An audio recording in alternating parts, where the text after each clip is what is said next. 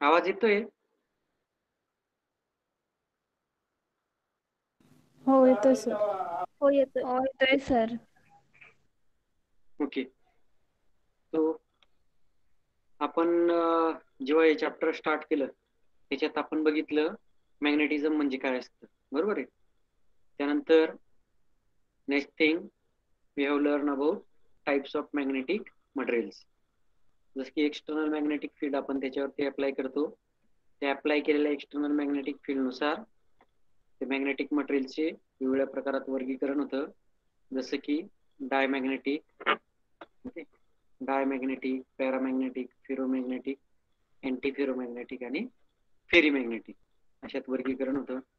या सगळ्यांचं मग ससेप्टिबिलिटी काय असते त्याचे रेशो बघितले. त्याच्यात मग डायमॅग्नेटिक मटेरियल म्हणजे काय ते बघितले. ते काय करतात, सबस्टन्सला वीकली रिपेल करतात मॅग्नेटिक फील्डमध्ये. ते डायमॅग्नेटिक असतात. त्याचे एक्झाम्पल म्हणजे तुमचे antimony, gold, bismuth, copper, mercury, water, air, hydrogen हे आहेत. त्यानंतर पॅरामॅग्नेटिक मटेरियल जे असतात ते काय करतात, वीकली अट्रॅक्ट करतात. Okay, substance weakly attract by magnet हे असतात पॅरामॅग्नेटिक मटेरियल. आणि त्यांची एक्झाम्पल म्हणजे तुमचे काय असतात, aluminium, manganese, chromium, platinum, oxygen हे पॅरामॅग्नेटिकचे एक्झाम्पल. नंतर पुढे आपण बघितलं फेरोमॅग्नेटिझम. फेरोमॅग्नेटिझम म्हणजे हे पॅरामॅग्नेटिझम सारखंच असतं, फक्त याच्यात काय असतं, strong attraction. Substance which are strongly attract by magnetic field किंवा मॅग्नेट. ओके, मग ते जे मटेरियल असतात ते असतात तुमचे फेरोमॅग्नेटिक मटेरियल. आणि त्यांची एक्झाम्पल म्हणजे तुमचे आयर्न, निकेल, कोबाल्ट, स्टील हे फेरोमॅग्नेटिक मध्ये येतात. ओके, त्यानंतर ते बघत असताना आपण क्युरी लॉ पण बघितला. त्यानंतर पुढे तुम्ही हिस्टेरिसिस लूपचा स्टडी केला. फेरोमॅग्नेटिक मटेरियल मध्ये ॲटम जे असतात ॲटमची अलाइनमेंट सगळी पॅरलल वरच्या डिरेक्शनला असते, एका डिरेक्शनला असते, ऑल आर पॅरलल. नंतर अँटी फेरोमॅग्नेटिक म्हणजे काय असतात, anti parallel, equally anti parallel असतात. ते म्हणजे काही वरच्या डिरेक्शनला अलाइंड असतील तर काही खालच्या डिरेक्शनला अलाइंड असतात. ते असतात तुमचे अँटी फेरोमॅग्नेटिक. त्यानंतर तुमचे फेरी मॅग्नेटिक मध्ये अँटी पॅरलल असतात पण हाफ. ओके, जो सेकंड रिव्हर्स डिरेक्शन वाला हे काय असतात, हाफ पार्शियली ओरिएंटेड थोडक्यात म्हणून. ओके, त्यानंतर आपण हिस्टेरिसिस लूपचा स्टडी केला. त्यानंतर ते बघत असताना आपण बेथे स्लॅटर कर्व बघितला. बेथे स्लॅटर कर्व मध्ये तुम्हाला सांगितलं की ही एक्सचेंज इंटिग्रल जो असतो JEX. ओके, एक्सचेंज इंटिग्रलची जर व्हॅल्यू आपली पॉझिटिव्ह असली तर कोणते मटेरियल त्याच्यात येतात, Fe, cobalt, nickel. Okay, for ferromagnetic material. आणि तेच एक्सचेंज इंटिग्रल जर निगेटिव्ह असलं तर त्याच्यात कोणतं येतं, तुमचं MnA मटेरियल येतं. आणि R हे तुम्हाला माहितीच आहे, इंटर ॲटॉमिक डिस्टन्स आपण घेतलं होतं. हा तुमचा होता बेथे स्लॅटर कर्व. त्यानंतर susceptibility curve in case of anti ferromagnetic material म्हणजे TN हे काहीतरी एक टेम्परेचर आहे, त्याचं आपण बघणार आहे पुढे फिनॉमिना. TN या टेम्परेचरला जेव्हा अँटी फेरोमॅग्नेटिक मटेरियल आपण हीट करत असतो, हीट करता करता करता एका टेम्परेचरला मॅक्सिमम ससेप्टिबिलिटी मिळते. आणि त्या टेम्परेचर नंतर त्या मटेरियलचं कन्व्हर्जन कशात व्हायला सुरुवात होतं, पॅरामॅग्नेटिक मटेरियल मध्ये. आणि जेव्हा ते पॅरामॅग्नेटिक मध्ये कन्व्हर्ट व्हायला लागतं त्याची ससेप्टिबिलिटी काय होते, कमी होत जाते. ओके, मग आपण ते एक्झाम्पल बघितले होते. Mn आणि मॅग्नेज आणि क्रोमियम हे फेरोमॅग्नेटिक मटेरियलचे अँटी फेरोमॅग्नेटिक मटेरियलचे एक्झाम्पल आहेत. त्यानंतर antiferromagnetic materials, antiferromagnetic materials, ferrimagnetic materials. आता बघूया अँटी फेरोमॅग्नेटिक मटेरियल्स म्हणजे काय असतात. ओके, तर generally anti ferromagnetic materials for anti ferromagnetic material जे एक्सचेंज म्हणजे एक्सचेंज इंटिग्रल निगेटिव्ह. आपण त्या डायग्राम मध्ये बघितलं ना, हे काय आहे, अँटी फेरोमॅग्नेटिक मटेरियल आहे. आणि हा जो एक्सचेंज इंटिग्रल आहे हा काय निगेटिव्ह. इथं Mnच दिलंय पण तिथं क्रोमियम पण असतो. ओके, इथे घेतलंय बघा आपण क्रोमियम, दिसतंय का, Mn आणि क्रोमियम हे अँटी फेरोमॅग्नेटिक मटेरियल असतात लेस दॅन 0, जे एक्सचेंज म्हणजे 0 पेक्षा कमी म्हणजे मायनस मध्ये. ओके, मग काय असतं, फॉर अँटी फेरोमॅग्नेटिक मटेरियल जे एक्सचेंज म्हणजे exchange integral is negative. and spins on neighboring atoms are anti-parallel. म्हणजे जवळचे जे atoms असतात त्यांच्यामधलं स्पिन काय असतं तुमचं अँटी पॅरलल. जसं की आपण या डायग्राम मध्ये बघितलं हे दिसतंय ना अँटी फेरोमॅग्नेटिक मटेरियल. तीन अँटी पॅरलल असतात म्हणजे एकाचं वरच्या डिरेक्शनला असतं तर एकाचं खालच्या डिरेक्शनला असतं, एकाचं लेफ्टला असेल तर एकाचं राईटला असेल. म्हणजे हे अँटी फेरोमॅग्नेटिक मटेरियलच्या बाबतीत घेतले अँटी पॅरलल स्पिन. ओके, मग spin are anti parallel to each other. Susceptibility in these materials is okay, म्हणजे जी मॅग्नेटिक ससेप्टिबिलिटीची व्हॅल्यू येते त्यांची काय असते स्मॉल असते. तुम्हाला एमसीक्यू मध्ये विचारलं जाऊ शकतं बरं का अँटी फेरोमॅग्नेटिक मटेरियलची ससेप्टिबिलिटी व्हॅल्यूची काय असते स्मॉल बट पॉझिटिव्ह म्हणजे विचारू शकतात. The susceptibility of antiferromagnetic materials is dash dash dash, zero, constant, infinite, negative, positive. Okay, असे भरपूर ऑप्शन देता येऊ शकतात. काही वेळेला तुम्हाला माहिती पाहिजे की अँटीफेरोमॅग्नेटिक मटेरियलची ससेप्टिबिलिटी इज पॉझिटिव्ह असते. ओके, तसं वरचे यांचं पण माहिती का तुम्हाला कोणाची ससेप्टिबिलिटी टेम्परेचरवरती डिपेंड आहे, आपण ते मागच्या लेक्चरला बघितलं होतं. Its susceptibility is depend on temperature, inversely proportional to temperature. हे सगळ्या गोष्टी तुम्हाला माहिती पाहिजे. Susceptibility in this material is small but positive. Antiferromagnetic material ची susceptibility ची व्हॅल्यू पॉझिटिव्ह असते. As applied magnetic field tends to orient the spin in the direction of magnetic field. Okay, म्हणजेच काय मॅग्नेटिक फील्ड कोणत्या डिरेक्शनला Orient होत असते tends to spin in the direction of magnetic field.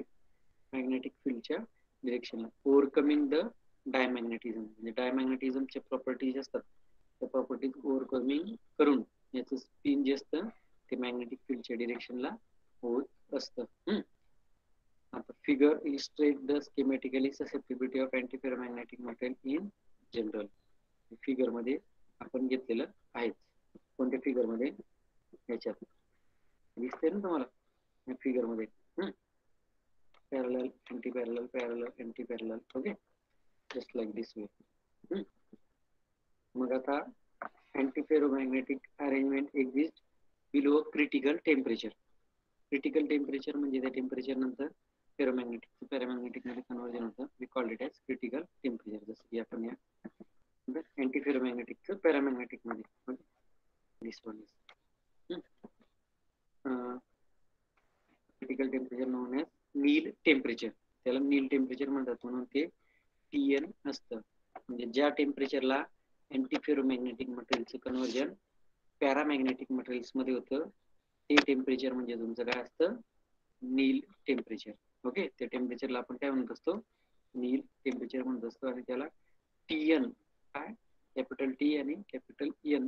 Okay, सबस्क्रिप्टला सबस्क्रिप्टला N असतं त्याला. तर ते जे असतात तर त्यांना काय म्हणत असतो आपण अँटीफेरोमॅग्नेटिक मटेरियल्स आणि त्याचं कन्वर्जन पॅरामॅग्नेटिक मध्ये होत असतं. कधी जेव्हा आपण त्याचं टेम्परेचर सडनली हाय वाढून नेतो त्या हाय टेम्परेचरला एका स्पेसिफिक टेम्परेचरला पोहोचल्यानंतर त्या अँटीफेरोमॅग्नेटिक मटेरियलचं कन्वर्जन पॅरामॅग्नेटिक मटेरियल मध्ये होतं. तर त्या केसमध्ये ते जे टेम्परेचर असतं त्या टेम्परेचरला आपण नील टेम्परेचर असं म्हणतो. ते TN या लेटरने आपण डिनोट करत असतो. ओके, अबो TN म्हणजे जर नील टेम्परेचरच्या पुढे गेलं तर ससेप्टिबिलिटी इज पॅरामॅग्नेटिक. ओके, जसं की आपण बघितलं. ओके, म्हणजे हा TN जो आहे TN टेम्परेचर पासून जर आपण टेम्परेचर वाढवायला सुरुवात केलं तर पुढची ससेप्टिबिलिटी काय असते पॅरामॅग्नेटिक मटेरियलची असते. PM म्हणजे पॅरामॅग्नेटिक, AF म्हणजे अँटीफेरोमॅग्नेटिक. समजलं का? PM म्हणजे पॅरामॅग्नेटिक, AF म्हणजे अँटीफेरोमॅग्नेटिक. Susceptibility is paramagnetic and has the form. Susceptibility चा फॉर्म जो असतो तो काय असतो I0. Okay, I0 is equal to 2 chi divided by T plus TN. T plus TN. हे होतं तुमचं कोणतं मटेरियल अँटीफेरोमॅग्नेटिक मटेरियल. आता त्यातला लास्टचा पॉइंट आहे टाईप ए तो आहे फेरीमॅग्नेटिक मटेरियल. ओके, फेरीमॅग्नेटिक मटेरियल म्हणजे आपण कोणते कोणते टाईप्स बघितले बघा. डायमॅग्नेटिझम बघितलं. ओके, पॅरामॅग्नेटिझम बघितलं, त्यानंतर फेरोमॅग्नेटिझम बघितलं, अँटी फेरोमॅग्नेटिझम बघितलं. आता 5वा टाईप काय आहे? Ferrimagnetic materials. ओके, काय आहे? Ferrimagnetic materials as illustrate in the figure, म्हणजे मागच्या जे फिगर मध्ये घेतलंय ते. There is also ferrimagnetism which is similar to antiferromagnetism. Okay, antiferromagnetism सारखंच आहे. Okay, but alternate spins are smaller magnitude than rest, म्हणजे त्यांची मॅग्नेट्यूड स्मॉलर असते. म्हणजे सपोज आता हा जो असतो याचं स्पिन अपवर्ड डिरेक्शनला आहे, हा, आणि याचं स्पिन पण अपवर्ड डिरेक्शनला. हे आहे तुमचं पॅरामॅग्नेटिक.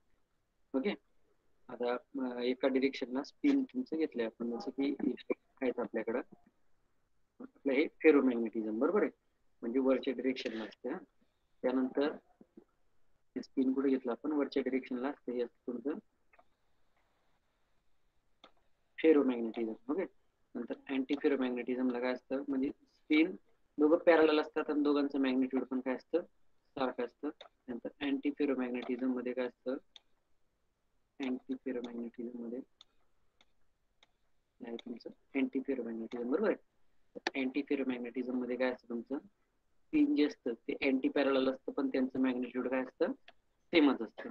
ओके, म्हणजे जर तुम्हाला शॉर्ट नोट विचारलं, write a short note on antiferromagnetism, paramagnetism, तर तुम्हाला इन डिटेल मध्ये लिहिता आलं पाहिजे.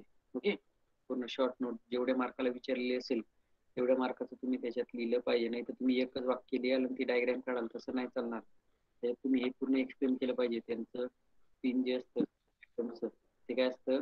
पॅरलल स्पिन असतं. ओके, आणि त्यांची मॅग्नेट्यूड पण काय असते?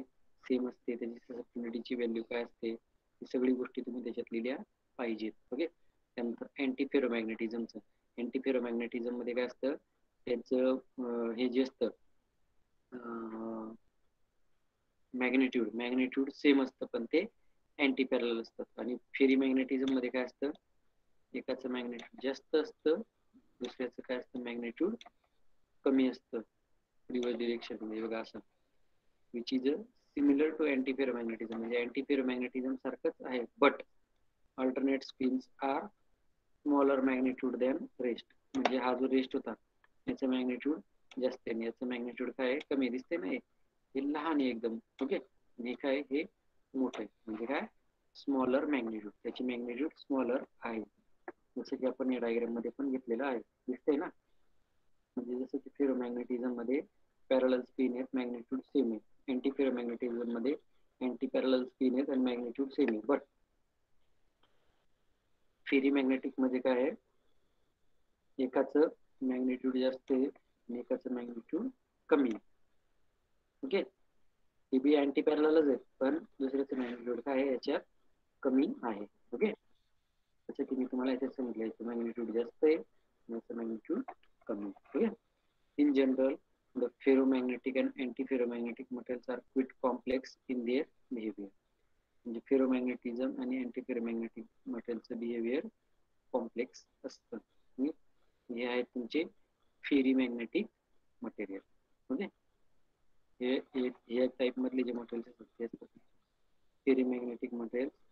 वरचा टाईप आहे तुमचा फेरोमॅग्नेटिक, अँटी फेरोमॅग्नेटिक, आणि हे आहे तुमचं ferrimagnetic. Okay, it is the ferrimagnetic material. त्यानंतर आता तुम्हाला ते सगळं सांगितलं होतं, पण त्या सगळ्यांची सुरुवात ज्याच्यापासून होती ती सुरुवातच आपण शेवटी घेणार आहे. ओके, म्हणजे तुमच्याकडे जे मॅग्नेट आहे, असं सपोज आम्ही मॅग्नेट आहे, त्या मॅग्नेट मध्ये मी तुम्हाला स्टार्टिंगला सांगितलं होतं बघा, असे डोमेन असतात. म्हणजे वेगवेगळे डोमेन असतात मॅग्नेट मध्ये. सपोज जसे नंबर ऑफ डोमेन्स असतात. फॉर एक्झाम्पल 4 डोमेन आहेत. एकाचं ओरिएंटेशन ह्या डिरेक्शनला, एकाचं त्या डिरेक्शनला, एकाचं तिकडं तिकडं तिकडं. ओके, म्हणजे एनी डिरेक्शनला त्यांचं ओरिएंटेशन असतं. जेव्हा आपण त्याला एक्सटर्नल मॅग्नेटिक फील्ड अप्लाय करत नाही, मग हा इकडं, याचं ओरिएंटेशन इकडे आणि याचं ओरिएंटेशन इकडे, हे दोघं ज्या गोष्टीने सेपरेट होतात त्या दोघांमध्ये काहीतरी सेपरेशन असतं ना, त्याला आपण काय म्हणतो? डोमेन वॉल म्हणत असतो. ओके, डोमेन वॉलने ते दोघं एकमेकांपासून सेपरेट असतात. मग आता बघूया मॅग्नेटिक डोमेन्स म्हणजे काय असतात. ओके, तर मॅग्नेटिक डोमेन्स म्हणजे काय असतात? a small region in which all magnetic moments are aligned in same direction. Okay, a small region in which all magnetic moments are aligned in same direction. It's called as domain. Okay, त्याला काय म्हणायचं, domain असं म्हणायचं. A small region in which all magnetic moments are aligned in same direction. एका same डिरेक्शनला all magnetic मोमेंटचं जर alignment असेल तर त्याला काय म्हणत असतो आपण, डोमेन असं म्हणत असतो. म्हणजे सपोज आता फक्त या वरच्याचा विचार करा, इथून इथपर्यंत. ओके, आता हे जे रेड करते ना, फक्त या रेडचा विचार करा. रेड म्हणजे सपोज एक डोमेन आहे. ओके, या डोमेन मधले ऑल ॲटम, आता इथं फक्त तुम्हाला दाखवताना एक दाखवतोय, पण याच्यात काय असतात, असे नंबर ऑफ ॲटम्स असतात. सगळ्या नंबर ऑफ ॲटम्सचं अलाइनमेंट जे असते, सगळ्या नंबर ऑफ ॲटमची अलाइनमेंट काय असते, एकाच डिरेक्शनला असते. अलाइन्ड इन स्नेहल वेटिंग मध्ये मधले जे ॲटम्स असतात ते एका सिंगल डोमेन मध्ये येत असतात. ओके, आता इथं फक्त दाखवताना एक एरो दाखवले, पण असे काय असतात, इथं नंबर ऑफ एरोज असतात. नंबर ऑफ एरोज तिथे असतात. म्हणजे हा जो पूर्ण एरोजचा जो हा जो पोर्शन झाला, याला काय म्हणत असतो आपण, एक डोमेन. अशी एक मॅग्नेटिक मटेरियल जे असतं, मॅग्नेटिक मटेरियल मध्ये असे नंबर ऑफ डोमेन्स असतात. आता तो बघितला, आता हा दुसरा बघूया. Okay, it is the second domain. मग या सेकंड डोमेन मध्ये पण काय, याचा अलाइनमेंट इकडं, याचा अलाइनमेंट इकडं, याचा अलाइनमेंट इकडं. ओके, म्हणजे सगळे ऑल जे असतात सेकंड डोमेन मध्ये, या सेकंड डोमेन मध्ये सगळ्यांचा अलाइनमेंट वरच्या डिरेक्शनला दिसते. याचं सगळ्यांचं अलाइनमेंट तुमच्या राईट डिरेक्शनला दिसते, इकडे लेफ्टला, इथं डाऊनवर्डला. म्हणजे असं काही नसतं की वरतीच असतील, असे तिरके पण असू शकतात. हा, काही काहींचं असं अलाइनमेंट असे तिरके असतात. ओके, त्यांचं डोमेन वेगळे, काहींचे असे तिरके खाली असतात. ओके, काहींचे इकडे असतात. असे म्हणजे पूर्ण आडवेच असतील असं काही नाहीये याच्यात. मग आता हे जे असतात हे आडव्या डिरेक्शनला अलाइंड असतात ते, आणि उभ्या डिरेक्शनला जे अलाइंड आहेत ते. फॉर एक्झाम्पल आपण बघतोय या दोघांमध्येही ब्लॅक रेषा आहे. ब्लॅक रेषा म्हणजे ती काय आहे, हे दोघं डोमेन एकमेकापासून सेपरेट करणारे लाईन आहे. ओके, दोघं डोमेन एकमेकापासून सेपरेट करणार म्हणजे वरच्या डिरेक्शनला ओरिएंट असलेले डोमेन आणि आडव्या डिरेक्शनला व्हर्टिकल आणि हॉरिझॉन्टल डिरेक्शनला अलाइंड असलेले डोमेन्स. या दोन डोमेन्सला सेपरेट करणारी ही जी रेड लाईन जी मी आता काढलेली दिसते आत, हा, त्याच्या बॅक साईडला ब्लॅक लाईन आहे. ओके, त्याच्या बॅक साईडला सपोज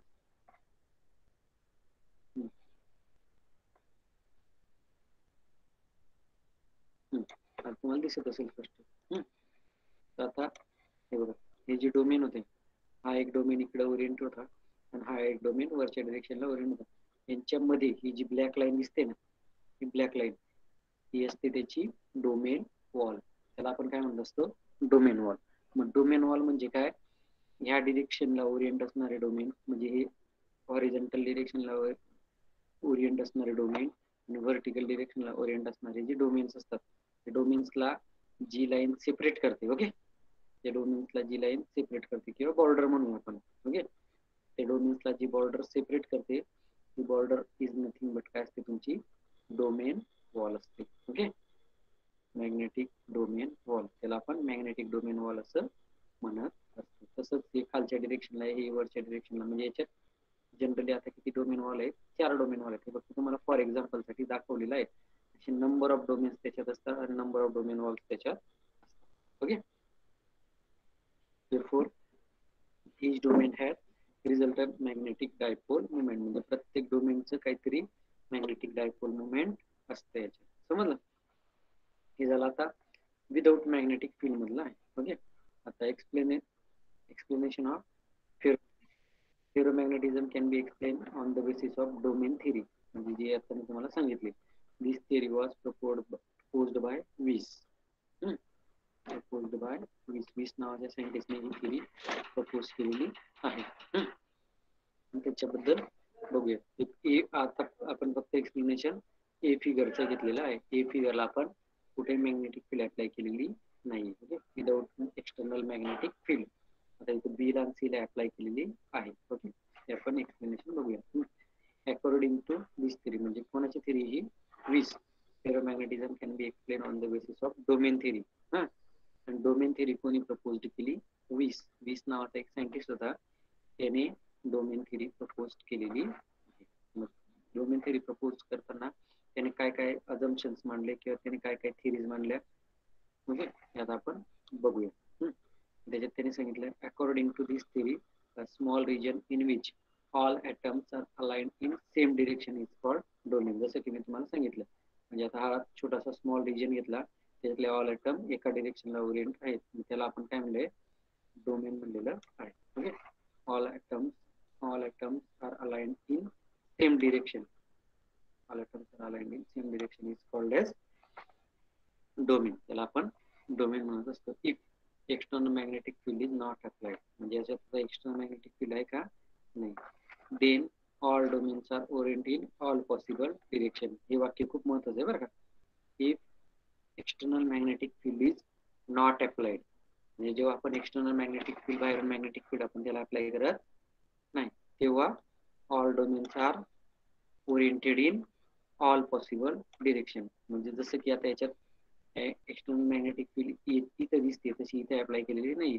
मग इथे कोणी ह्या डिरेक्शनला ओरिएंट होईल, कोणी ह्या डिरेक्शनला ओरिएंट होईल, कोणी इकडं, कोणी असं तिरक्या डिरेक्शनला ओरिएंट होतील. काही काही डोमेन काही असं इकडच्या तिरक्या डिरेक्शनला ओरिएंट होतील, काही इकडे होतील. ओके, म्हणजे काय, असं काही नाही स्पेसिफिकली आडवत राहील आणि उभं राहतील, तसं काही नाही. ऑल म्हणजे कोणत्याही डिरेक्शनला ओरिएंट होऊ शकतात. इथं फक्त तुम्हाला 4च दाखवण्यासाठी, पण तिथं असं नंबर ऑफ असू शकत, असं असू शकतं, असं असू शकतात. ओके, पण अशांचं एक डोमेन्स असतात. असे ॲटम्स एका याच्यात असणार, असे भरपूर ॲटम्स एका याच्यात असणार, असे भरपूर ॲटम्स एका याच्यात असणार. Okay, all domains orient in all possible direction, म्हणजे ऑल पॉसिबल डिरेक्शनला ऑल डोमेन ओरिएंट असतात. Hence resultant magnetic movement is 0. त्याच्या आत असलेलं मॅग्नेटिक मुवमेंट 0च असणार ना, कारण त्याच्यात काही एक्सटर्नल मॅग्नेटिक फील्ड अप्लाय केली नाही, म्हणजे ते त्याच्या वेळेला काही कार्य करतच नाही. हेन्स रिझल्टंट मॅग्नेटिक मुवमेंट त्यावेळेला काय असतं, 0 असतं. Due to this substance remains unmagnetized. मग ह्या गोष्टीमुळे काय असतं, हा इकडे ओरिएंटेड, हा इकडे ओरिएंटेड, हा तिकडे ओरिएंटेड, मग त्यांचं ऑल डिरेक्शनला ओरिएंटेशन होत असतं. त्यामुळे तुमचा जो सबस्टन्स असतो तो काय असतो, अनमॅग्नेटाइज्ड राहतो. ओके, त्याचं बेस्ट एक्झाम्पल पण मी तुम्हाला सांगतो थोड्या वेळात. त्यानंतर दुसरे फिगरच्या बाबतीत बघूया. When weak magnetic field is applied. Okay, आता दुसरी फिगर बी. फिगर बी मध्ये आपण काय केले, वीक मॅग्नेटिक फील्ड अप्लाय केली. इथे दिसते नाही, छोटीशी मॅग्नेटिक फील्ड आपण अप्लाय केली, याला पूर्ण केली स्ट्रॉंग. ओके, याला वीक मॅग्नेटिक फील्ड आपण अप्लाय केलेली नाही. When weak magnetic field is applied, then size of domains whose axis is in the direction of magnetic field. Okay, म्हणजे जे डोमेन्स मॅग्नेटिक फील्डच्या डिरेक्शनला आहेत ते increases as compared to other domain. Okay, as compared to other domain, म्हणजे weak magnetic field ज्या डिरेक्शनला आपण apply केलेली आहे त्या डिरेक्शनला जे ॲटम्स अलाइंड असतील किंवा ज्यांचं ओरिएंटेशन त्या डिरेक्शनला असेल, तर ते काय करतात, त्या डोमेनची साईज वाढते. म्हणजे ते डोमेन थोडक्यात वाढतो. Due to this substance is partially magnetize. त्याच्यामुळे काय होतं, थोडंफार मॅग्नेटिझम त्याच्यात प्रोड्यूस होत असतं. कारण का, डोमेनची साईज वाढली म्हणजे जास्ती ॲटम एका डिरेक्शनला ओरिएंट व्हायला सुरुवात केली वीक मॅग्नेटिक फील्ड अप्लाय केल्यामुळं. If weak magnetic field is remove, then domain comes with original position. Okay, म्हणजे आता या डायग्राम मध्ये त्यांनी सांगितलं, आता ही वीक मॅग्नेटिक फील्ड आपण अप्लाय केलेली आहे. आता वरची जी डायग्राम आपण बघितली, ओके, आता वरची ही जी डायग्राम बघितली, याच्यात काय होतं, ऑल डिरेक्शनला ओरिएंटेशन होतं विदाउट मॅग्नेटिक फील्ड. आता इथं आपण मॅग्नेटिक फील्ड जेव्हा अप्लाय करतो, छोटीशी वीक मॅग्नेटिक फील्ड आपण अप्लाय करतो, त्यावेळेला तुम्हाला ही याच्यातला जो ट्रायंगल होता आणि याच्यातला ट्रायंगल होता, याच्यातलं हे दिसतंय ना तुम्हाला, फरक आलेला दिसतोय ना. म्हणजे काय, ट्रायंगल म्हणजे ही त्याची डोमेन वॉल आहे, म्हणजे हे जे डोमेन, हे डोमेनची साईज वाढली. ओके, म्हणजे याच्यात येणारे ॲटम्स भरपूर वाढले आणि यांच्यामधले ॲटम्स थोडे काय झाले, कमी झाले. म्हणजे हे जी वीक मॅग्नेटिक फील्ड अप्लाय केली, आता आपण वीक मॅग्नेटिक फील्ड तिकडच्या डिरेक्शनने अप्लाय करतो, म्हणजे थोडक्यात राईट हँड साईडच्या डिरेक्शनने वीक मॅग्नेटिक फील्ड अप्लाय करतोय. त्यावेळेला काय होतं, ज्यावेळेला आपण राईट हँड डिरेक्शनने वीक मॅग्नेटिक फील्ड अप्लाय केलेली, त्यावेळेला राईट हँड डिरेक्शनला ज्या ॲटम्सचं ओरिएंटेशन होतं, ओके, त्यांची जी डोमेन आहे, त्यांच्या डोमेनची साईज जी होती, ती डोमेन साईज वाढली. ओके, म्हणजे ती डोमेनची जी वॉल जी, म्हणजे डोमेन्सची थोडक्यात साईज वाढली, डोमेन वॉल पण इन्क्रीज झाली आणि ती डोमेनची साईज वाढली. म्हणजे याच्यात नंबर ऑफ ॲटम जे येणार होते, नंबर ऑफ ॲटम्स ओरिएंटेड जे डिरेक्शनला होतात आहे म्हणजे वीक मॅग्नेटिक फील्डच्या डिरेक्शनलाच ते ओरिएंट होणार हा. म्हणजे आपण इकडे अप्लाय केली तर इकडेच ओरिएंट होणार ते, त्यांची साईज वाढणार. यांची साईज वाढलेली दिसते का तुम्हाला? याची नाही वाढली, याची नाही वाढली, याची नाही वाढली. कारण का याच डिरेक्शनला आपण वीक मॅग्नेटिक फील्ड अप्लाय केले, त्यामुळे याच डिरेक्शनला त्याची साईज वाढलेली आहे. जर आपण इकडे अप्लाय केली असती वीक मॅग्नेटिक फील्ड, याची ओरिएंटेशनची डिरेक्शन वाढली असती. इकडे केलं असतं ती इकडे वाढली असती, इकडे केलं तर इकडे वाढली असती. आता आपण ह्या डिरेक्शनला केली, त्यामुळे इकडच्या डोमेनची साईज जी डोमेनची साईज वाढलेली आहे. मग ती डोमेनची साईज वाढल्यामुळे तिथं काय होतात, नंबर ऑफ ॲटमची संख्या वाढली एका डिरेक्शनला ओरिएंट होणार आहे. ओके, इथं कमी झाली, इथं कमी झाली, इथं कमी झाली. म्हणजे आता राईट हँड साईडला जे ॲटम जात आहे त्यांचं ओरिएंटेशनची डिरेक्शन जी ओके, त्यांच्या ओरिएंटेशनची डिरेक्शन जी ती राईट हँड साईडला आहे due to the magnetic field. Weak magnetic फील्डमुळे त्यांची डिरेक्शन त्या डिरेक्शनला आहे. कारण का ते मॅग्नेटिक फील्डची डिरेक्शन पण तिकडेच आहे. तर इथे नंबर ऑफ ॲटमची संख्या वाढली, नंबर ऑफ ॲटमची संख्या वाढली, त्यामुळे काय झालं की इथं वीक मॅग्नेटिक फील्ड प्रोड्यूस होतोय. Okay, weak magnetic field produce झालेलं आहे याच्यात. ओके, बट जर सपोज आपण हे मॅग्नेटिक फील्ड याच्यातून काढून घेतलं तर परत हे असं होऊन जाणार. ओके, परत ते काय होणार, तर ते ऑल डिरेक्शन अलाइंड आणि ओरिएंट व्हायला सुरुवात होते. हे होतं तुमचा त्याच्या थिअरी मधला B point. Okay, when weak magnetic field apply, त्यावेळेला काय होतं, ज्या डिरेक्शनला आपण अप्लाय केलं त्या डिरेक्शनला पार्शियल मॅग्नेटायझेशन प्रोड्यूस होतं. ओके, आणि इंक्रीज डोमेन साईज, डोमेनची साईज पण तिथं वाढते. इफ आणि वीक मॅग्नेटिक फील्ड जेव्हा आपण रिमूव्ह करतो त्यावेळेला ओरिजिनल पोझिशनला येऊन जातात. ओके, डोमेन जे असतात ते ओरिजिनल पोझिशनला येऊन जातात. हे होतं तुमच्या फिगर बी च्या बाबतीत. आता फिगर सी च्या बाबतीत जर तुम्हाला बघायचं असेल त्याच्या बाबतीत काय आहे, Wien strong magnetic field is applied. Okay, Wien strong magnetic field is applied, जेव्हा आपण स्ट्रॉंग मॅग्नेटिक फील्ड अप्लाय केली, इन दॅट केस काय होतं, all domains turn in the direction of magnetic field. जेव्हा आपण एक्सटर्नल मॅग्नेटिक फील्ड जेव्हा strongly apply करत असतो त्यावेळेला ते डोमेन काय करतात, ज्या डिरेक्शनला आपण मॅग्नेटिक फील्ड अप्लाय केलेली आहे. सपोज आपण राईट हँड साईडला मॅग्नेटिक फील्ड अप्लाय केलेली जसं की या डायग्राम मध्ये तुम्हाला दाखवलेले आहे. ओके, आता राईट हँड साईडला मॅग्नेटिक फील्ड अप्लाय केलेली, सगळ्याच्या सगळ्या डोमेन्सचं ओरिएंटेशन काय होतं, राईट हँड साईडलाच व्हायला सुरुवात होते. कारण का, the magnetic field applied here is a strong magnetic field. म्हणजे इथे स्ट्रॉंग मॅग्नेटिक फील्ड आपण अप्लाय केलेली आहे. स्ट्रॉंग मॅग्नेटिक फील्ड मध्ये काय होतं, त्या मॅग्नेटचं जे ओरिएंटेशन जे असतं ते सगळ्या मॅग्नेटचं सगळ्या डोमेन्सचं ऑल डोमेन्सचं ओरिएंटेशन काय होतं, एका डिरेक्शनला ओरिएंट व्हायला सुरुवात करतात ऑल डोमेन. या डोमेन वॉल जे असतात ते डोमेन वॉल जे दिसत आहे तुम्हाला इथे, डोमेन वॉल दिसतच नाही तुम्हाला. म्हणजे काय, all are oriented in the magnetic field direction. Okay, okay, एक magnetic field is removed. आता आपण याच्यातली मॅग्नेटिक फील्ड काय केली, रिमूव्ह करून घेतली. Then axis of domain does not come to its original position. Then in this case substance is highly magnetized. म्हणजे काय होतं, जेव्हा आपण याच्यातली मॅग्नेटिक फील्ड रिमूव्ह करून घेतो त्यावेळेला हे आहे तुमचं फिगर सी च्या बाबतीत. ओके, जेव्हा आपण याच्यातले मॅग्नेटिक फील्ड रिमूव्ह करून घेतो त्यावेळेला, आता याच्यातली मॅग्नेटिक फील्ड रिमूव्ह करून घेतली तर ते असं होणार नाही किंवा असं होणार नाही. कारण का, याच्यात आपण स्ट्रॉंग मॅग्नेटिक फील्ड अप्लाय केली होती, दिसते ना याची डिरेक्शन पूर्ण स्ट्रॉंग मॅग्नेटिक फील्ड हे छोटं दिसते. ओके, म्हणजे वीक मॅग्नेटिक फील्ड आपण अप्लाय केली होती, आपण स्ट्रॉंग मॅग्नेटिक फील्ड अप्लाय केली. स्ट्रॉंग मॅग्नेटिक फील्ड अप्लाय केल्यामुळे काय होतं, सगळेच्या सगळे domains all domains orient in one direction. सगळे डिरेक्शन डोमेन काय करतात, ज्या डिरेक्शनला आपण मॅग्नेटिक फील्ड अप्लाय केलेली आहे. ओके, सगळे डोमेन ज्या डिरेक्शनला आपण मॅग्नेटिक फील्ड अप्लाय केलेले सगळे डोमेन त्या डिरेक्शनला ओरिएंट व्हायला सुरुवात करतात. Okay, all domains orient in one direction, एका डिरेक्शनला ते डोमेन ओरिएंट व्हायला सुरुवात करतात. आणि जेव्हा आपण स्ट्रॉंग मॅग्नेटिक फील्ड आपण याच्यातून आता काढून घेतली, तर स्ट्रॉंग मॅग्नेटिक फील्ड काढून घेतल्यानंतर ते डोमेन अशी व्हायला पाहिजे होते, म्हणजे कोणत्याही डिरेक्शनला ओरिएंट व्हायला पाहिजे होते, पण ते ओरिएंट होतात का, नाही होत. ओके, ते ओरिएंट होत नाही. म्हणजे त्याच्यात जे मॅग्नेटायझेशन त्यानंतर येतं ते मॅग्नेटायझेशन परमनंट त्याच्यात राहतं.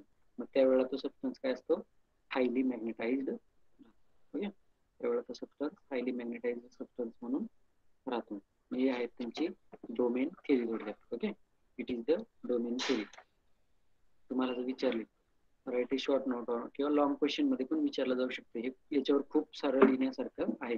ओके, डोमेन थिअरीवरती. म्हणजे एका डायग्राम वरती तुम्ही एक शॉर्ट नोट लिहू शकता. एवढं लिहिण्यासारखं आहे. म्हणजे फक्त ए डायग्राम घेतली ना, ए वरती तुम्ही शॉर्ट नोट लिहू शकता, बी वरती लिहू शकता आणि सी वरती लिहू शकता. म्हणजे हे लॉंग क्वेश्चन मध्ये सुद्धा तुम्हाला विचारलं जाऊ शकतं. Explain the domain theory in detail. Okay, तर त्यावेळेला तुम्हाला हे पूर्ण व्यवस्थित एक्सप्लेन करता आलं पाहिजे डोमेन थिअरी. मग आता हे तुमच्या डेली लाईफ मधलं याच्यातलं एक्झाम्पल सांगतो. आता ए जी डायग्राम दिसते, ओके, ए डायग्राम मध्ये आता सपोज तुम्ही MSc चे सगळे विद्यार्थी आहात. तुम्ही तुमच्या वर्गात आता बसलाय. ज्या वेळेला वर्गात शिक्षक नाहीये त्यावेळेला तुम्ही काय करतात, कोणीही कुठेही जाऊन बसतं. बरोबर आहे ना. तुम्ही एखाद्या स्पेसिफिक डिरेक्शनला बसतात का, तुम्ही तुमच्या बेंचवर बसताय का, नाही. कोणी बेंचवर जाऊन बसेल, कोणी टेबलवर जाऊन बसेल, कोणी खुर्चीवर जाऊन बसेल. ओके, कोणी त्या बाकड्यांवर जाऊन बसेल. म्हणजे काय, ज्या वेळेला वर्गात शिक्षक नसतात त्यावेळेला तुम्ही कोणीही कुठेही जाऊन बसते. एका बेंचवर 4-4, 5-5 जाऊन बसतील. बेंच उलटे पालटे कुठेही करून कुठेही मूव्ह करून ठेवणार तुम्ही. हे आहे त्याची पहिले एक्झाम्पल. विदाऊट मॅग्नेटिक फील्ड, जेव्हा वर्गात शिक्षक नसतो त्यावेळेला तुमचं अशी पोझिशन असते. आता बी पार्ट मध्ये काय सांगता येईल तुम्हाला. आता तुम्हाला वाटतंय शिक्षक येणार किंवा दरवाजाच्या बाहेर कोणी शिक्षक उभं आहे, पण तुमचं आता लेक्चर नाहीये. लेक्चर ऑफ आहे पण दरवाजाच्या बाहेर तुम्हाला शिक्षक दिसत आहे. त्यावेळेला तुम्ही काय करतात, थोडेफार जे सुज्ञ विद्यार्थी असतात त्यांना वाटतं नाही सर बघतील, म्हणजे पहिले बेंचवर बसणार थोडक्यात. ते व्यवस्थित बसून घेतील त्यांच्या बेंचवर. पण मागं जे त्यांना काही कळतच नाही पुढे शिक्षक आहेत का नाही कोर्स मध्ये, ते त्यांचं ते चालूच आहे. यांच्या बेंचवर उड्या मारतो, त्याच्या बेंचवर उड्या मार. मग हे आहे बीच एक्झाम्पल. म्हणजे शिक्षक वर्गात नाही पण वर्गाच्या बाहेर उभे. ओके, पण तुमचा आता तास नाहीये. In that case this type of behaviour of you. म्हणजे टॉप बेंचेस वाले जे असतात, सुज्ञ विद्यार्थी म्हणतो आपण त्यांना, काही ते काय करतात, व्यवस्थित त्यांच्या जागेवर जाऊन बसतात. नाही सर कधी येऊ शकतात, आपण व्यवस्थित बसलं पाहिजे. इट इज एक्झाम्पल ऑफ बी. आता सी एक्झाम्पल. सी म्हणजे काय, आता तुमचा तास पण आहे आणि तुमच्या वर्गात आता शिक्षक येऊन बसलेले आहेत. ओके, मग त्यावेळेला तुम्ही काय करतात, सगळेच्या सगळे all are orient in one direction. म्हणजे ज्या डिरेक्शनला शिक्षक आहेत सगळेच्या सगळे त्याच डिरेक्शनला व्यवस्थित तोंड करून बसलेले आहात. समजलं का. म्हणजे हे सगळे आता ही झाली मॅग्नेटिक फील्डची डिरेक्शन आणि ही झाली डोमेन, आपले जे डोमेन्स असतात त्यांच्या ओरिएंटेशनची डिरेक्शन. त्यावेळेला पण काय आहे, सेमच आहे ना, सगळे शिक्षकांकडे तोंड करून उभे असतात. म्हणजे ज्या डिरेक्शनला शिक्षक, आता सपोज शिक्षक ह्या डिरेक्शनला असेल तर सगळे विद्यार्थी या डिरेक्शनला ओरिएंट, ह्या डिरेक्शनला असेल तर या डिरेक्शनला. म्हणजे आता सपोज हा फळा या डिरेक्शनला आहे तर सगळे विद्यार्थी त्या डिरेक्शननेच बघताय. हे आहे तुमचं एक्झाम्पल नंबर सी. आता काय होतं, शिक्षक जर वर्गातून निघून गेले पण लगेच दुसरे शिक्षक त्यांचा तास असला तर तुम्ही असं नाही करणार ना, तुम्ही परत उठून याच्या बेंचवर जाऊन बस, त्याच्या बेंचवर जाऊन बस. कारण का, तुम्हाला माहिती आता परत लगेच एका सरांचं लेक्चर संपलं का लगेच दुसऱ्या सरांचं लेक्चर आहे. मग त्यावेळेला जर आपण हे बी जर रिमूव्ह करून घेतला, म्हणजे हे शिक्षक आता शिकून तुम्हाला निघून गेले तरी पण तुम्ही तसंच बसलेले असतात. कारण का, पुढचे शिक्षक लगेच येणार असतात. समजलं का. म्हणजे जेव्हा आपण एक्सटर्नल मॅग्नेटिक फील्ड त्याच्यातून काढून घेतो त्यावेळेला सुद्धा ते त्याच डिरेक्शनला ओरिएंट असतात. मग त्यावेळेला त्यांना काय म्हणतो, हायली मॅग्नेटाइज्ड. ओके, म्हणजे लेक्चर दिल्यानंतर तुम्ही त्या स्टेटला आलेले असतात. ओके, हे झाले तुमच्या डेली लाईफ मधले 3 एक्झाम्पल. म्हणजे याच्यानंतर तुम्हाला हे आठवत बसण्याची जास्त गरज पडणार नाही. हे काय झालं, वर्गात शिक्षक नाहीये तेव्हा शिक्षक वर्गात येणार नाहीये पण शिक्षक कोर्स मध्ये उभे त्या डिरेक्शनला. आणि सी हे काय, शिक्षक तुमच्या वर्गात येत तुम्हाला शिकवत आहे. समजलं का. ए example when not magnetic field is applied, B example partially magnetic field is applied, and C is the example of when fully magnetic field is applied, strong magnetic field. हे त्याचे एक्झाम्पल्स आहेत. ओके, आता आपण पुढे बघूया Curie temperature. Curie temperature काय असतं, आपण मागं ते फिनॉमिनन बघितलं ना, क्युरी टेम्परेचर वगैरे, क्युरी टेम्परेचर TC वगैरे. आता ते म्हणजे काय असतं, तर the temperature at which domain structure of ferromagnetic material is destroyed is called Curie temperature. म्हणजे त्यात सपोज हे फेरोमॅग्नेटिक मटेरियल आहे, याचे डोमेन स्ट्रक्चर आहे, या डिरेक्शनला डोमेन, त्या डिरेक्शनला डोमेन, त्या डिरेक्शनला डोमेन. आता याला आपण काहीतरी डिरेक्ट टेम्परेचर देतो ferromagnetic material. For example temperature दिल्यानंतर हे स्ट्रक्चर पूर्ण डिस्टर्ब होऊन जातं. ओके, डिस्ट्रॉय होऊन जातं. Okay, the structure fully get destroyed. ज्या टेम्परेचरला डोमेन स्ट्रक्चर डिस्ट्रॉय होतं फेरोमॅग्नेटिक मटेरियलचं, बरं का, इथं दिलंय तुमचं व्यवस्थित. फेरोमॅग्नेटिक मटेरियलचं ज्या टेम्परेचरला डोमेन स्ट्रक्चर डिस्ट्रॉय होतं त्या टेम्परेचरला आपण काय म्हणत असतो, क्युरी टेम्परेचर असं म्हणत असतो. म्हणजे the temperature at which the domain structure of ferromagnetic material is destroyed is called as Curie temperature. जसं की आपण स्टार्टिंगला बघितलं होतं, एकदम स्टार्टिंगला बघितलं होतं बघा, क्युरी टेम्परेचर हे बघा, मॉडिफाईड क्युरीला आहे TC दिसतं ना. TC म्हणजे तुमचं काय आहे त्याच्यात, क्युरी टेम्परेचर. ओके, मग ते क्युरी टेम्परेचर म्हणजे काय आहे, तर ते हे म्हणजे काय करतं, ते डोमेन स्ट्रक्चर डिस्ट्रॉय करतं फेरोमॅग्नेटिक मटेरियलचं. त्या टेम्परेचरला काय म्हणतो आपण, क्युरी टेम्परेचर असं म्हणत असतो. आता इफेक्ट ऑफ टेम्परेचर, त्याचा इफेक्ट काय होतो, त्यातला पहिला इफेक्ट बघूया. If temperature of ferromagnetic substance is increase, म्हणजे फेरोमॅग्नेटिक सबस्टन्सचं टेम्परेचर आपण वाढवलं, then motion of atomic magnet increases. Okay, motion on atomic magnet increases. Due to this, coupling between atomic magnets in each domain becomes loose. Okay, coupling between each atom domain becomes loose. Finally, at certain temperature, domain structure breaks completely. Domain structure breaks completely. म्हणजे जसं की ही diagram दिसली. आता ही diagram मध्ये काय केलंय आपण, suppose for example it is a ferromagnetic material, आणि आपण याला आता काय करतोय, टेम्परेचर देतो. मी हे जे डोमेन वॉल जे असतात, ओके, ते डोमेन वॉल टेम्परेचर दिल्यामुळे लूज होतात. ओके, डोमेन वॉल काय होतात, लूज होतात, आणि हळूहळू हळूहळू एका टेम्परेचरला पोहोचल्यानंतर डोमेन वॉल काय होतात, पूर्णपणे ब्रेक होतात. Okay, domain wall completely breaks. Okay, at certain temperature. पहिल्या कंडिशनला घडत असतं फेरोमॅग्नेटिक मटेरियलच्या बाबतीत. टेम्परेचर वाढवत जाते त्यावेळेला काय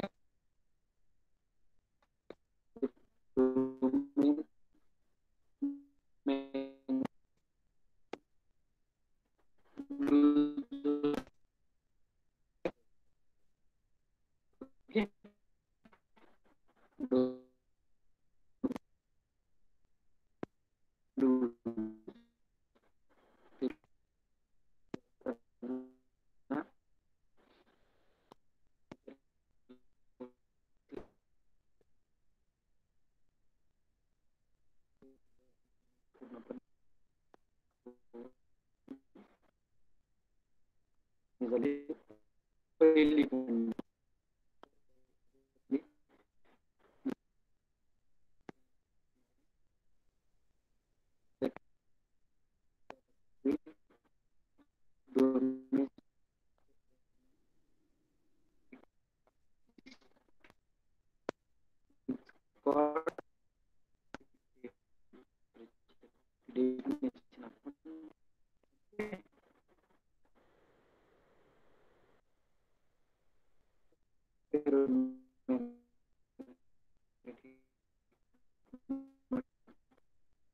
आवाज ब्रेक होतोय सर. हो सर, आवाज येत नाही. सर आवाज येत नाही.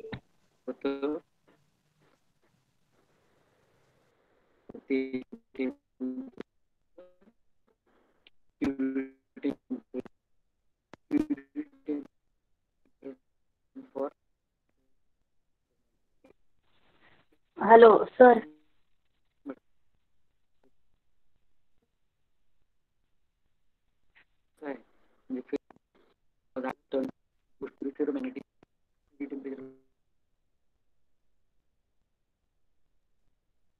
आवाज नाही येते sir.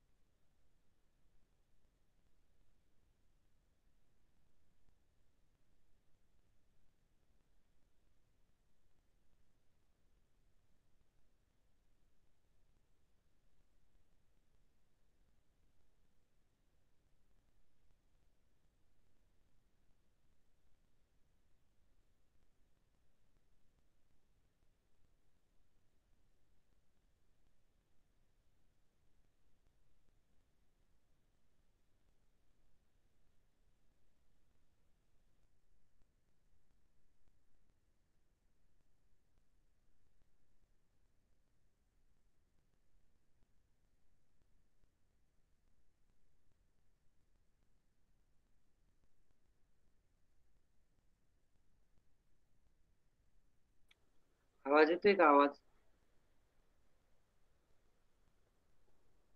Hello. Sir temperature increase केल्यानंतर इफेक्ट होतो ना, तिथून नाही काय कळालं. हॅलो. हा, आता येतोय ना आवाज? हा. ओके. आता काय होतं, if ferromagnetic substance is heated above the Curie temperature, म्हणजे क्युरी टेम्परेचर पेक्षा जास्त जर फेरोमॅग्नेटिक मटेरियल हीट केलं, तर त्यावेळेला ते फेरोमॅग्नेटिक मटेरियलचं कन्व्हर्जन कशात होतं, पॅरामॅग्नेटिक मटेरियल मध्ये होतं. ओके.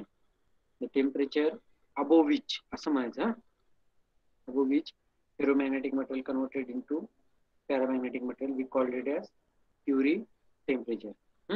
आणि त्यानंतर अजून एक टेम्परेचर असतं, ते मी तुम्हाला मागं सांगितलं, नील टेम्परेचर, बरोबर आहे का नाही? नील टेम्परेचरला काय होतं, the temperature above which anti ferromagnetic material become, इथे घेतलं, anti ferromagnetic material become paramagnetic. हे जे TN घेतलं, TN म्हणजे आपण काय घेतलं इथं, नील टेम्परेचर. ओके. त्या टेम्परेचरला आपण नील टेम्परेचर म्हणतो, त्याला अँटी फेरोमॅग्नेटिक कन्वर्जन पॅरामॅग्नेटिक मध्ये होतं, बरोबर आहे.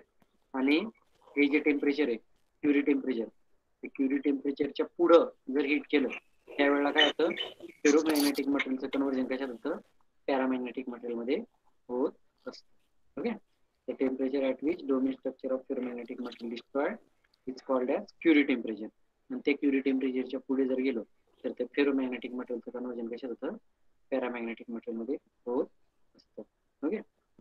दिस is all about the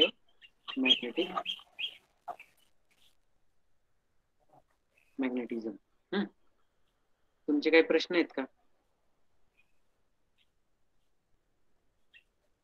any question? Video चालू करा, व्हिडिओ चालू करा, सगळ्यांनी चालू करा, सगळ्यांनी. जो चालू करणार नाही त्याला प्रश्न विचारेल बरं का मी.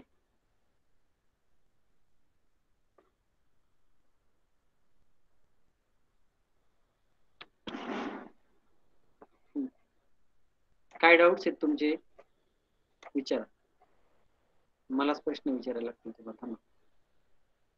तुम्हाला काही डाऊट्स होत नाही. क्युरी टेम्परेचर म्हणजे काय असतं, Tejal? What is Curie temperature, Tejal? हा सर. क्युरी टेम्परेचर म्हणजे काय? The temperature in which domain structure of ferromagnetic material destroyed is called Curie temperature. आणि प्रतीक्षा, आवाज येतोय का? हा येतोय. येतोय ना. नील टेम्परेचर म्हणजे काय, नील टेम्परेचर?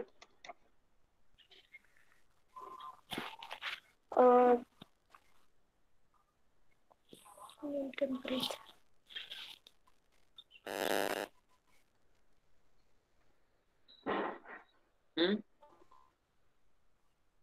काय नील टेम्परेचर?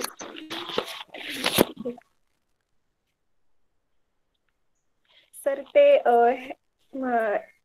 डिफेरोमॅग्नेटिक मध्ये येतं. हा, म्हणजे डेफिनेशन काय?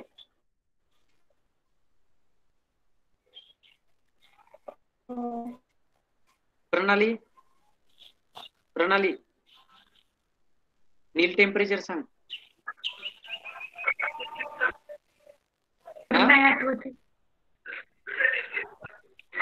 नाही आठवत. आता शिकवलं एवढ्यात विसरून गेली होय?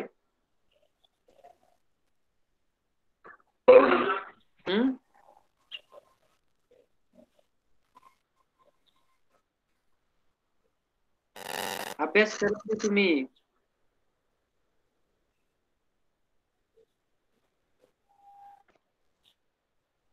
च्यवनप्राश खात जावा, थोडी बुद्धी तेज होईल तुमची. शीतल सांग, नील टेम्परेचर. आवाज येत नाही, आवाज येत नाहीये. हा सांग. Antiferromagnetic arrangement exists below critical temperature. Below critical temperature असं सांगितलं होतं मी.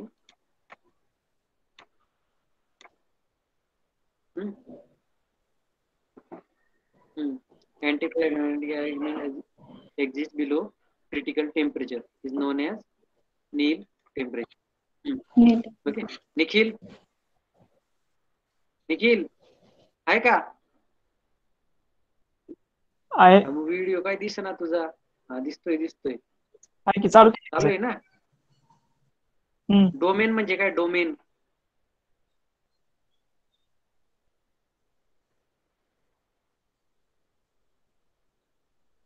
आता सांग सर. मी जॉईन नव्हतो तेव्हा, आता जॉईन झालो.